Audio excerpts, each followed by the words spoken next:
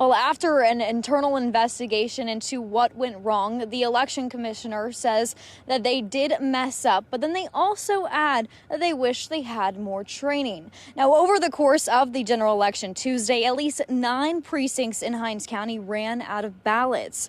According to election commissioners, the precincts affected were isolated to only split precincts or precincts with multiple different ballot styles. Now, the commissioners admit that they looked at the wrong ballot style report when ordering the ballots and as a result ordered the wrong number of ballots.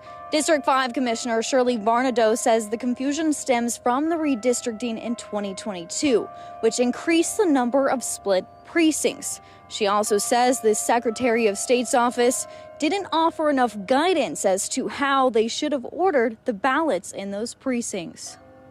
We could have had some more detailed information on how to do when you have new splits after you've redistricted stuff through the legislature. We could have had some more information on that part because we didn't have any previous elections to go by. I don't think the question comes to training. I think it was a mistake, flat out.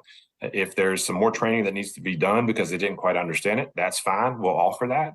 But again, that same training went out to 81 other counties who seem to have gotten the training and did a phenomenal job on election day.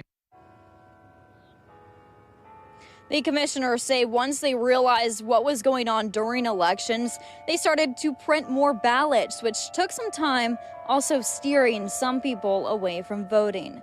Now, Watson says that he is happy that the commissioners owned up to their mistake, but moving forward, hopes that we can make sure that this does not happen again. Live outside of the state capitol tonight, Madeline Nolan, 16 WAPT News.